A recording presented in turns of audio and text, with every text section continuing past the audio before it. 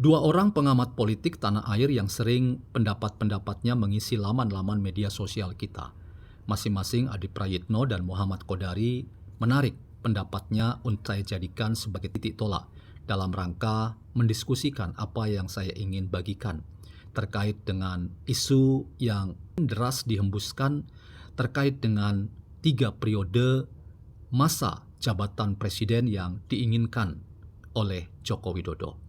Emang masalah buat loh jika 3 periode memang menjadi bagian dari dinamika politik tanah air kita pada waktu itu. Selamat datang dalam channel Meragukan Filsafat, sebuah channel yang secara sadar dibangun untuk turut mengedukasi ruang publik virtual Indonesia dengan menawarkan alternatif berpikir dari lensa pemikiran filsafat untuk membaca fenomena sosial, politik, kebudayaan dalam konteks Indonesia kontemporer, tanpa berpretensi untuk menggiring opini kita mempercayai pandangan-pandangan dalam channel ini. Teman-teman, 2 orang pengamat politik yang saya maksudkan adalah Adi Prayitno dan Muhammad Qodari. Adi Prayitno pernah menyampaikan sebuah pendapat bahwa PDIP nampaknya harus disebut sebagai partai yang gagal membaca arah politik besar seorang yang bernama Jokowi. Saya membayangkan kata-kata Adi Prayitno ini dalam konteks permainan catur. Masing-masing pihak dalam permainan catur itu berusaha untuk mengalahkan lawan-lawannya. Dalam konteks ini, seorang Jokowi kemudian mengalahkan PDIP. PDIP tidak tahu arah politik seorang yang bernama Jokowi. Akibatnya, Jokowi kemudian memenangkan kontestasi di antara dirinya dengan PDIP. Sementara itu, pengamat politik yang lain Muhammad Qodari mengatakan bahwa PDIP dan elit-elitnya nampaknya ketakutan karena ada kemungkinan masa besar para kader-kader PDIP yang ingin meminta Jokowi menjadi ketua umum. Apa yang dikatakan oleh Muhammad Qodari ini sebetulnya tidak heran karena beberapa waktu yang lalu ketika Jokowi masih menjabat sebagai presiden di periodenya yang kedua, sangat deras usulan agar Jokowi menjadi ketua umum PDIP, menggantikan Megawati. Pada waktu itu memang tidak terwujud, tetapi dorongan itu kemudian dianggap sebagai sesuatu yang berbahaya. Karena itu salah satu upaya untuk mematikan keinginan para kader agar Jokowi menjadi ketua umum itu tidak lain dan tidak bukan dengan memecat Jokowi, memecat keluarga Jokowi, termasuk Gibran dan Bobi Nasution. Selesai sudah persoalannya. Namun teman-teman, saya ingin menjadikan 2 orang pengamat politik ini untuk meneguhkan perspektif yang saya ingin bagikan dalam diskusi kita kali ini. Ketika kita semakin melihat arus deras dan di sana-sini banyak orang yang lepas tangan dan tidak mau tahu siapa yang pertama aktor politik yang punya ide dan gagasan gila untuk Jokowi dapat menjabat sebagai presiden selama 3 periode. Semua orang ingin cari selamat dan tidak mau tahu bahwa ide itu kemudian diarahkan dan seolah-olah menjadi senjata ideologis untuk melemahkan dan bahkan menghancurkan Jokowi, bahwa keinginan itu murni datangnya dari Jokowi. Itulah argumentasi yang sementara ini kita lihat pada apa yang dikapitalisasi oleh Hasto Kristianto dan kelompoknya untuk memposisikan bahwa Jokowi adalah penjahat demokrasi karena keinginannya untuk menjadi presiden 3 periode. Tetapi teman-teman, ketika kita bicara konteks 3 periode jabatan presiden, siapapun ia, masuk mungkin saja Jokowi. Sekali lagi, mungkin saja Jokowi punya niat itu.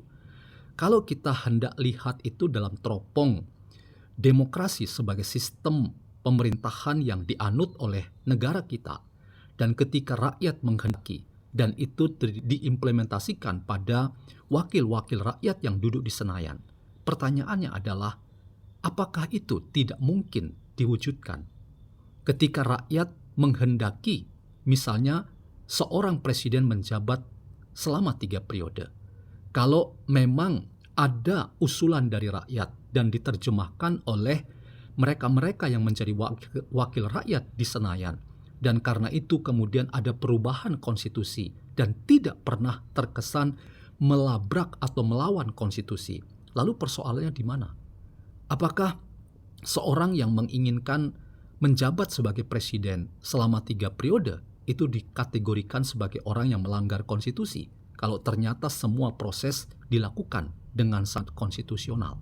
Nah, disinilah teman-teman, apa yang kita sering katakan sebagai melanggar konstitusi itu kemudian dijadikan komoditas politik untuk menyerang dan menghancurkan lawan-lawan politik.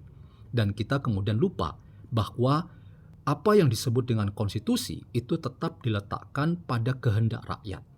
Dan kehendak rakyat itu kemudian diwujudkan pada para wakil-wakil rakyat.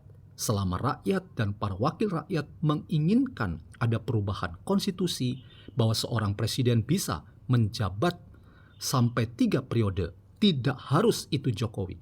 Apa yang salah dan apa yang kita katakan sebagai pelanggaran konstitusi. Disinilah teman-teman, rasanya kita perlu menjadi orang yang kemudian membangun narasi tanpa pernah punya semacam target-target politik jangka pendek untuk menyerang dan bahkan menghancurkan lawan-lawan politik kita. Saya ingin memaknai hal ini ketika menganalisis mengapa upaya sistematis untuk menyerang Jokowi dengan mengatakan bahwa Jokowi punya niatan busuk untuk menjadi presiden selama 3 periode. Itu kemudian diwacanakan berulang-ulang dan kemudian dibuat sedemikian rupa sebagai senjata politik untuk menghancurkan karir politik Jokowi dan keluarga Jokowi. Disinilah teman-teman, saya ingin membangun narasi yang lainnya, bahwa inilah yang kita sebut sebagai proses demokrasi yang harusnya dimaknai sebagai proses demokrasi yang konstitusional.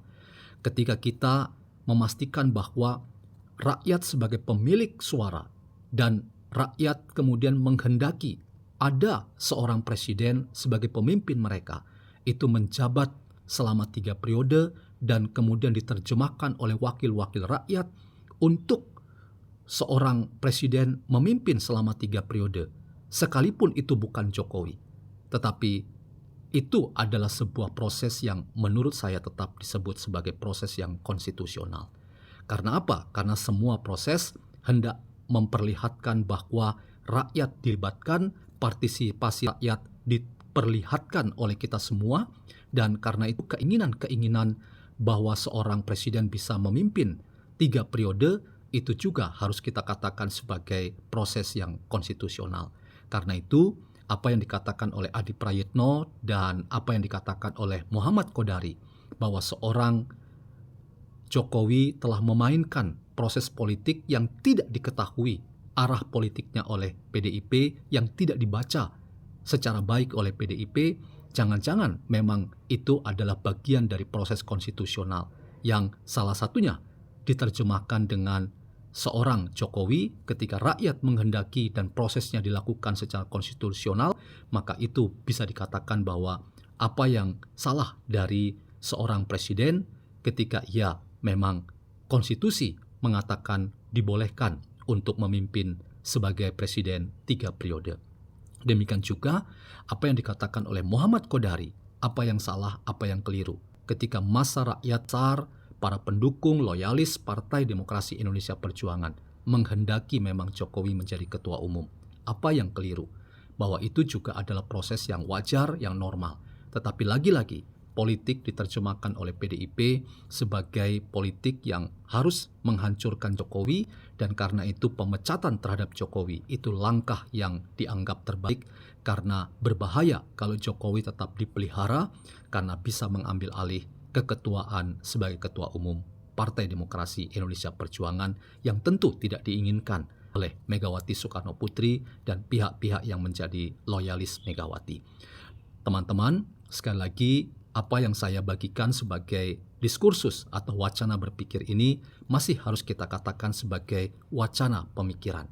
Karena apa? Karena sekali lagi Jokowi sudah mengklarifikasi bahwa keinginan untuk menjadi presiden 3 periode itu tidak pernah keluar dari pikirannya atau perkataannya. Itu semata-mata murni adalah sebuah jargon politik yang ingin menghancurkan kehidupan dan karir politik Jokowi dan keluarga Jokowi. Dalam konteks ini teman-teman, framing jahat secara sadar dimainkan oleh pihak-pihak tertentu dan siapakah yang harus bertanggung jawab?